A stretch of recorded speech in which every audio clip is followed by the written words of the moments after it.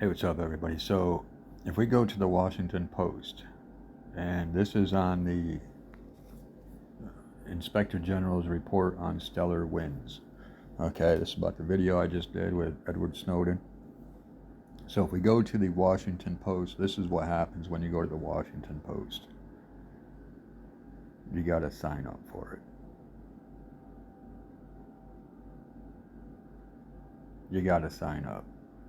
So, I don't like signing up to newspapers and stuff like that. So let's go to unredacted.com. So if we go to unredacted.com, this is going to give us everything. Pause this, read it at your own time. You know what I'm saying? We're going to go through a few things. I'm not really going to get into this too much. I'm going to give you guys time to read it, and we'll go from there. So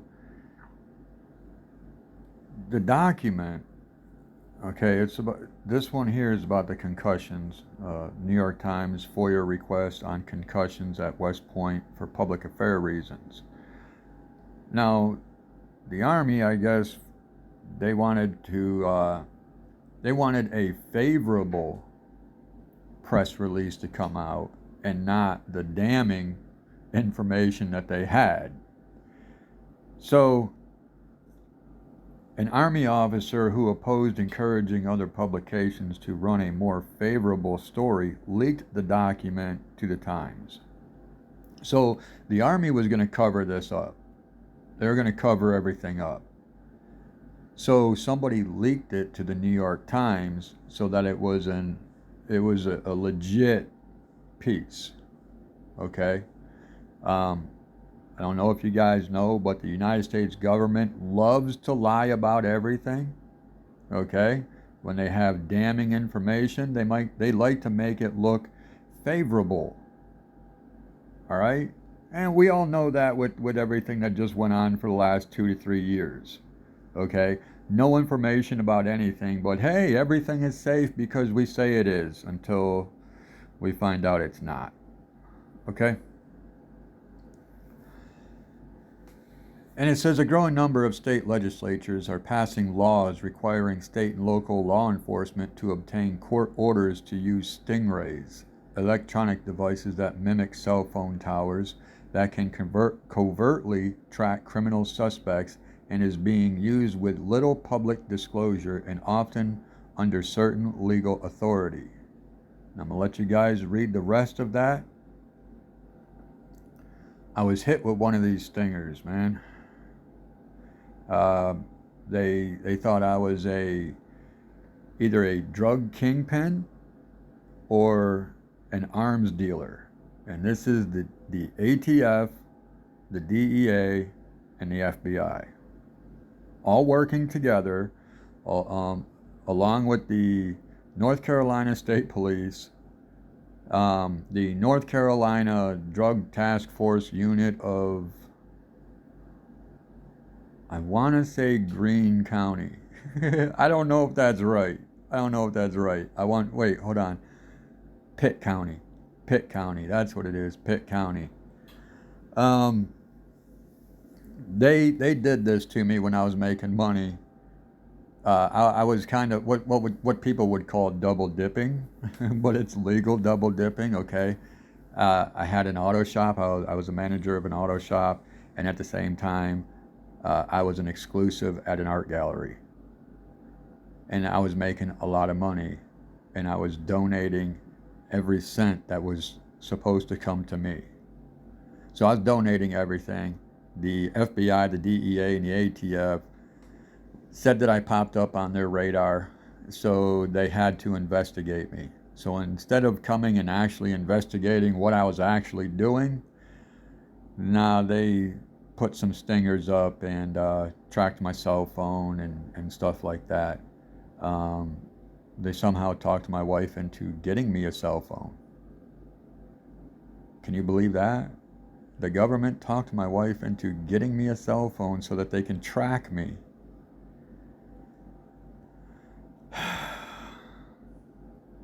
What did they find? They found that I made millions of dollars and gave it all away, and it was all legit. It was all legit. They left with their tails tucked. It's kind of funny how these people, they can, I don't know how far you guys read, so I'll try to keep it. It's kind of funny that they can do all these illegal activities. They can tap your phone, they can get stingers, they can coerce people into getting you a burner phone that only they have access to, so they can get all my calls and they can track me and they can listen in on everything.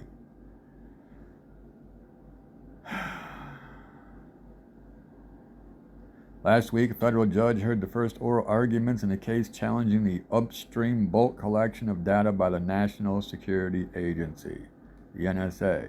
This is what Snowden was telling us about. Government attorneys argued that the case brought by the ACLU and several other prominent organizations was speculative and filed a motion for dismissal. The judge, however, noted that forcing the plaintiffs to show standing in this case is a very difficult burden, going on to say that the government was effectively arguing that just because you all keep things secret, the constitutionality can't be questioned. And that's the point of this. They keep things secret so that you cannot challenge the constitutionality of the event. Like I can't go against the government and question the constitutionality of them illegally wiretapping my phone until I prove that they illegally wiretapped my phone. So how do I do that? As just a citizen, how do I do that? And this is the major concern, that they're doing it in bulk collection. Now, they've been doing this. I don't know if you guys understand. This is back in 2013. This is 10 years ago. And this is when it was happening to me. 2012, 2013. The investigation started in 2011. But they really came at me in 2012, end of 2012 and into 2013. They made my life a living hell. So these people, they appoint people in there that are with them. Hey, buddy, I'm going to point you to this, and you just help us out because, hey, we're all going to benefit from this. Okay? And this is Foreign Intelligence Surveillance Court recently appointed a public advocate to weigh in on whether the government can retain millions of telephone records that it has collected in bulk, at least since 2006. Prior to the passing of the USA Freedom Act in June, which was a BS, oh my goodness, dude, that was so BS. The USA Freedom Act was, dude, that's a joke. That's a joke. The government was only partly permitted to argue its case before the spy court. I bet you guys didn't even know there was a spy court. Now, however, a public advocate is required to argue opposite the government in cases deemed by the court to present a novel or significant legal issue. The court ruled in June that a public advocate is not needed in cases where the legal question is relatively simple. So it says, House Oversight Chair Chaffetz called the unauthorized disclosure intimidating. It is. The Secret Service, in a move that some say threatens the integrity of the investigation, is helping the Department of Homeland Security Inspector General investigate how information on Representative Jason Chaffetz, Republican Utah, was leaked in the wake of his high-profile criticism of the agency. Well, dude, that's what they do. See, the government is set up in place to be evil. So when you do have a person in there that is legit, they do want to help out the people, they actually want to make a difference, and they want to out the corruption, they want to expose everything, they themselves get exposed, and then they are booted out of the government. They are chastised, they are ridiculed, they a whole bunch of false accusations get slung their way, and they're made to look like they're the bad guy.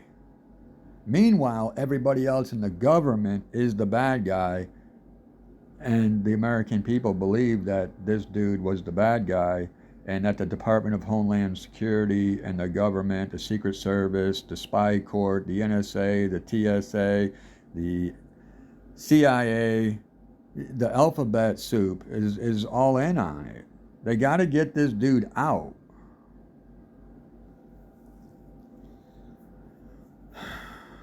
After Chaffetz's remark, Secret Service Assistant Director Edward Lowry sent an email saying some information that he might find embarrassing needs to get out, continuing, just to be fair. Hey, some of this might be embarrassing to you guys. You're going to get exposed for what you're doing.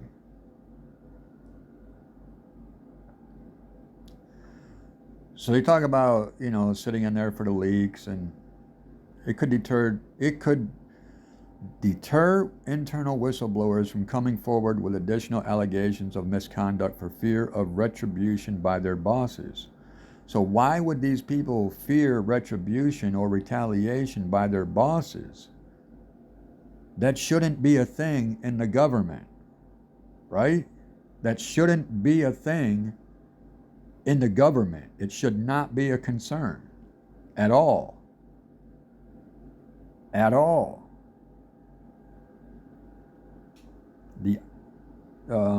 So it says Eric Feldman, who worked at 4 IG offices under both Democratic and Republican administrations, says the IG offices exist precisely to avoid this kind of conflict of interest. So Feldman argues you just don't do it. You don't have the agency you're investigating involved in the investigation.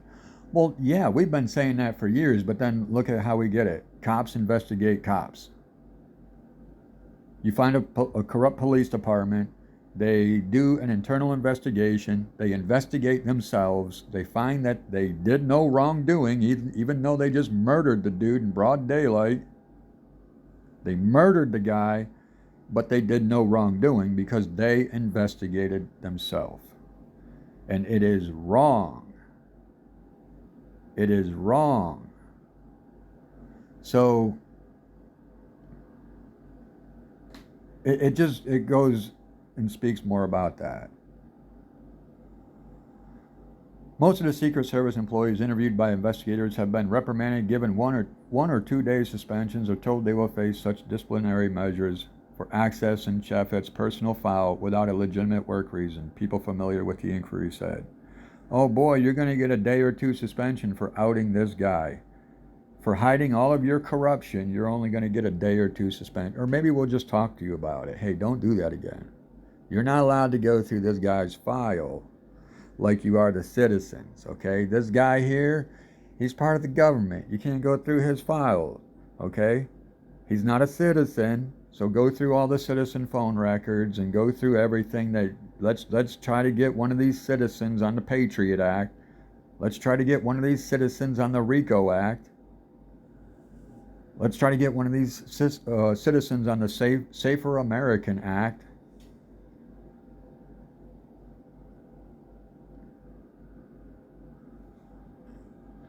A drug enforcement the DEA Internal Affairs log released under the FOIA shows agents routinely kept jobs despite serious misconduct.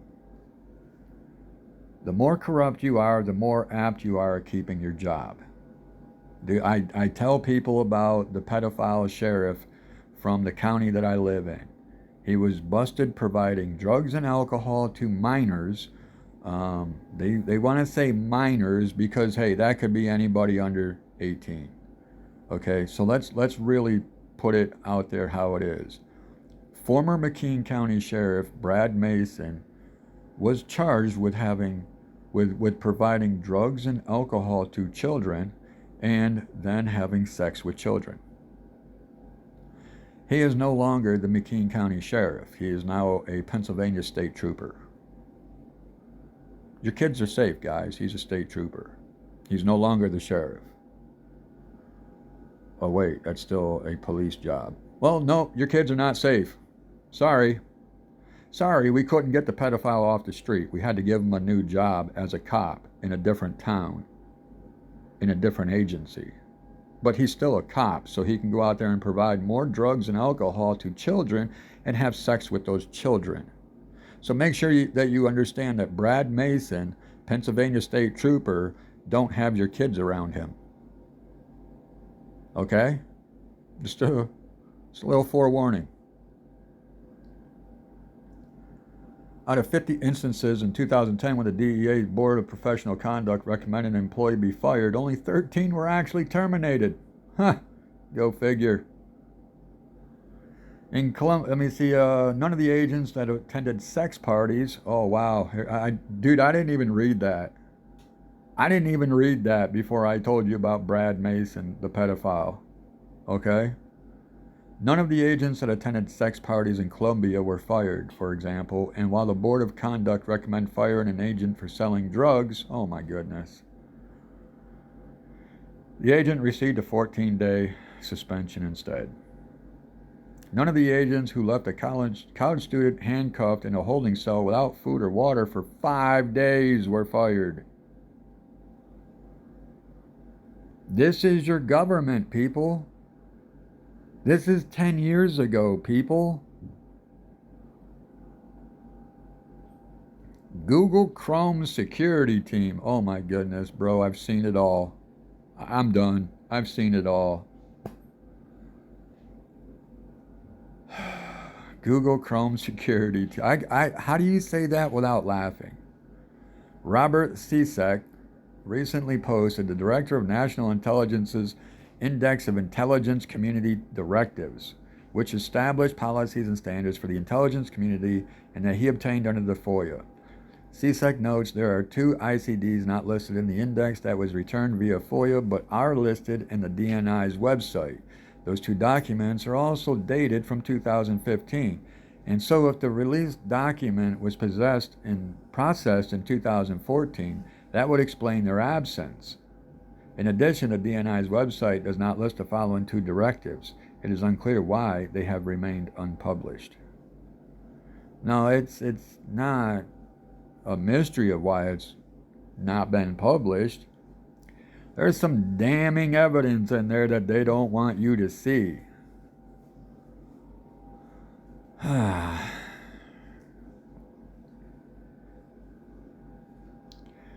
Got to go to the El Salvadorian regime, funneling billions of dollars into the tiny country to support the dictatorship at the expense of the leftist groups supported by Cuba and the Soviet Union. One of the documents obtained by the archive was recently featured in the Foreign Policy in Focus article on Salvadoran Union organizer David Ayala Zamora, who survived torture by U.S.-backed security forces, and took his activism north of the border. Ayala Zamora calls being tortured the best experience of his life because it taught me how committed I am in the struggle for justice. And it's kind of fortunate, it kind of fortified me in some ways because you learn how much capacity you have in this body. So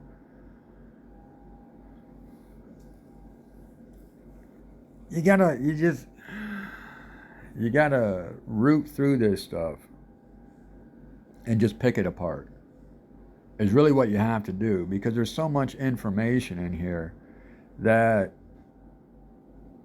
it's overwhelming when you just kind of go through it. But if you just do it piece by piece, and the reason why they throw stuff like this in here, like this was just thrown in there.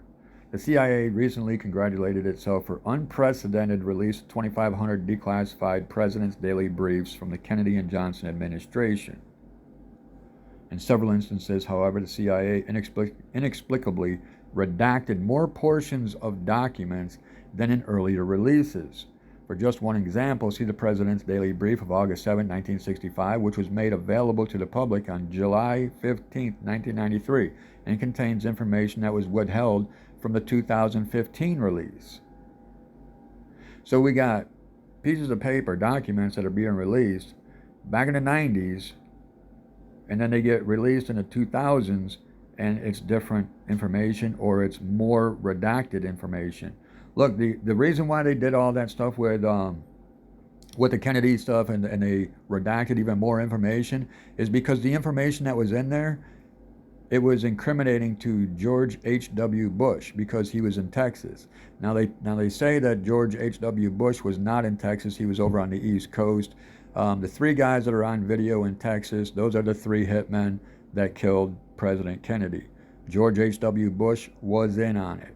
There's no way that he could not be in on it because the American government under Donald Trump actually came out and said that they had to protect him. They had to protect him. Why did they have to protect him?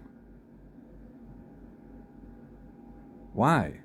Why did they have to redact all that much more information out of the newest, latest release of the document when decades ago there wasn't that much that was redacted? So you would have to go get the old redacted articles from the 90s in order to get it right. But how much information from the 90s is still on the internet today that hasn't been redacted or altered or just deleted in whole? So there's a bunch of stuff, man. But this is really what it is. And when you really look at it, it is the government covering their ass. That's really what it is. And they went around doing all these stings and these operations, and they weren't legal. A federal judge in San Francisco rejected an argument from U.S. Customs and Border Protection that a FOIA doesn't allow lawsuits over inaction on FOIA requests in a case in which CPB is accused of a pattern and practice of delaying responses to 38,000 requests. The CBP tried to argue unsuccessfully that FOIA lawsuits can only occur when an agency locates and refuses to produce documents, not when an agency fails to initiate a search. Okay, so their claim right there, if you don't understand that, Customs and Border Protection states that you can only sue them. Okay, you can only sue them when an agency locates and then refuses to give you the documentation. You cannot sue them for just refusing to give you the documentation. All they got to say is, we can't find it. We don't know where it is. That's all they have to say. And then, look, we don't have to comply with the FOIA request. We don't have to do it.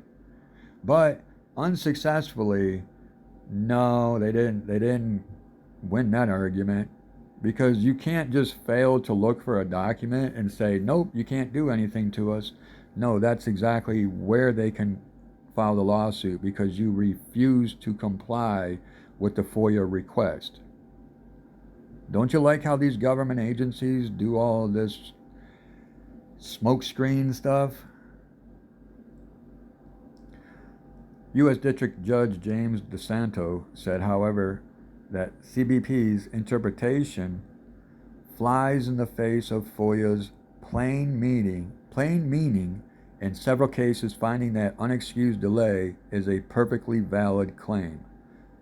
DeSanto further noted the denial of access to government records in a timely fashion is precisely the harm FOIA is intended to prevent. That's why we got to file the FOIA request, and they have a certain amount of time. They have to get it to us. They have to give us the documents. They have to. But the government says, nah, we don't have to. Look at that. Wrongful classification of information regarding CIA torture in violation of Executive Order 13526. Look, wrongful classification. They classified this wrong. Therefore, when you go and search it, when you file the FOIA request, it doesn't come up on that. You're not going to get anything because they wrongly classified it. Knowingly wrongly classified it. Under the attempt so that we do not get it under the FOIA request. This is what happens when we research people. We find out that the government is not legit. Not at all. These agencies that are operating within the government are not legit. So how can you tell me that the government in whole is legit when none of the agencies in part are legit? Secrecy regarding black sites and torture has played a major role in ensuring that no CIA personnel could be prosecuted for torture, war crimes, destruction of evidence, and other relevant federal crimes. She goes on to note that the secrecy has ensured that civil courts were closed to victims of torture, indefinitely delayed trials of the accused perpetrators of the September 11th attacks, and put the United States in breach of its obligations under the Convention Against Torture. Let me read that again. She goes on to note that the secrecy has ensured that civil courts were closed to victims of torture. You can't, if you're a victim of torture, you cannot get any justice at all, thanks to the United States government. They indefinitely delayed trials of the accused perpetrators of the September 11th attacks. Indefinitely delayed trials. And put the United States in breach of its obligations under the Convention Against Torture. They breached the obligations. They breached the convention. The agreement under the Convention Against Torture. And it's just like violating the Geneva Code, the Geneva Convention. With all the chemicals that they're spraying in the air, it's in direct violation of the Geneva Convention. You're no longer allowed to use chemical warfare. But look what's coming out of the planes every day.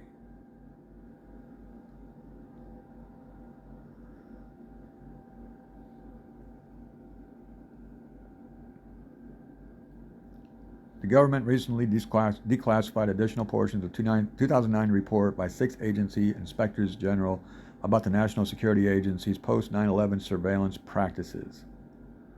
The newly declassified passages show that President George W. Bush sought to retroactively authorize portions of the National Security Agency's post 9/11 surveillance and data collection program after the Justice Department identified a gap between what bulk domestic call data the NSA was authorized to collect and what it was actually collecting. Bush's efforts to retroactively authorize the NSA's surveillance practice without operational changes to the program prompted a threat of mass resignation by top DOJ officials. Now, I remember that. A whole bunch of DOJ officials were going to leave. They were all going to leave because Bush wanted to retroactivate this illegal wiretapping so that nobody gets in trouble. The report also shows that the DOJ convinced the White House after March 2004 to limit the use of bulk data collection program known as StellarWinds to Al-Qaeda investigations, rather than allowing it to be used for other types of internal counterterrorism investigations, to make the argument that the program was legally justified as a wartime measure. Now, go back to the last video I just did with the President of the United States making a declaration of war against the citizens every year. Okay? This is all crazy. They wanted to do it and retroactivate it so that it went to pre-war, that they could surveil every citizen in the United States and not get in trouble for it.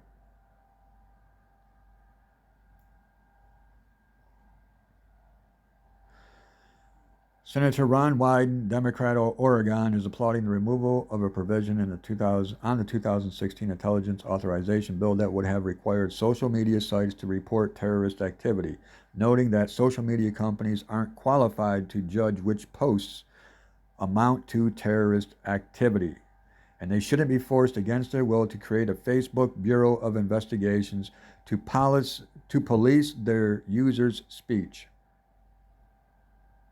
What do they have in place now?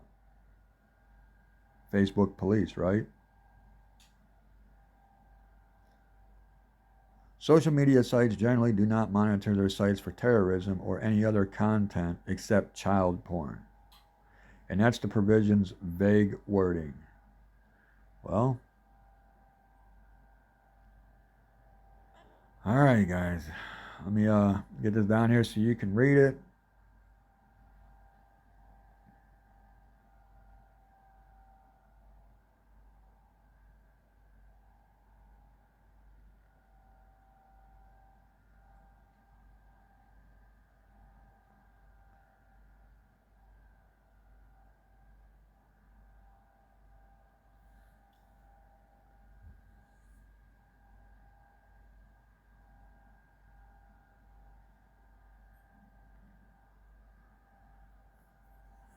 Now, I know a whole bunch of people are on this Hillary Clinton's emails and all that stuff, but a lot of this stuff was, I don't know, man. There's so much that goes into it. You can't just take what they give you and run with it.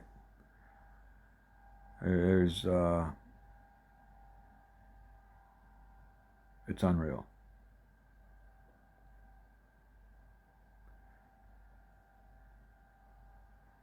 This document shows the Pope expressing concerns about religious freedom in the Soviet Union, with Gorbachev raising issues that he planned to discuss with President Bush in Malta, such as the concept of universal human values, particularly objecting to the use of the phrase Western values as a basis for world order. I mean, it just goes on, guys. It really just goes on and on.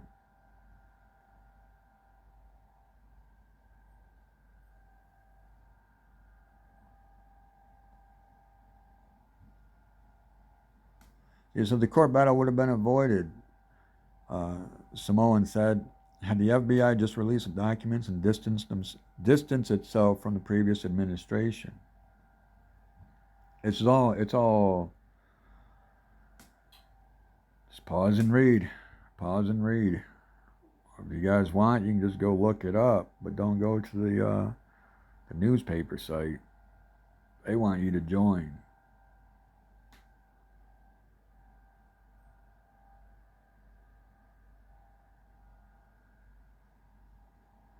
It says StellarWinds surveillance program, a set of warrantless surveillance and data collection activities that President George W. Bush secretly authorized after the terrorist attacks of September 11, 2001, after the in-house American terrorist attacks on America happened.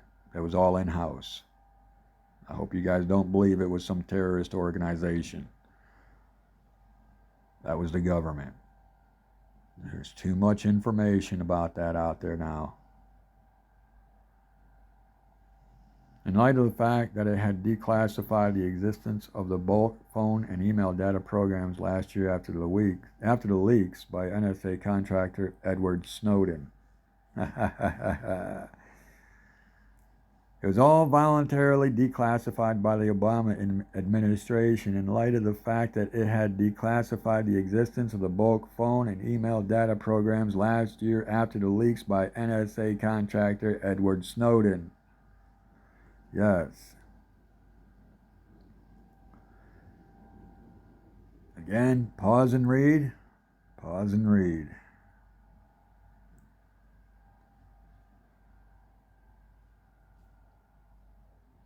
Anna Montes, who is currently serving a 25-year prison sentence for spying.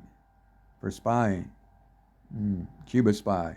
They don't do nothing to the American spies called the NSA, do they? So here it is. Like I said, I don't know how much longer it is. Pause and read, pause and read.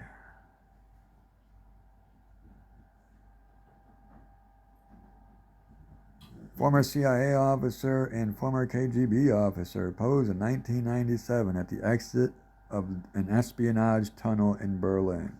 They homies, huh? They homies. Pause and read. Not the monster plot. What else we got? We got a whole bunch of stuff. This is all information, guys. This is what you guys should be researching. But until then, that's what it is.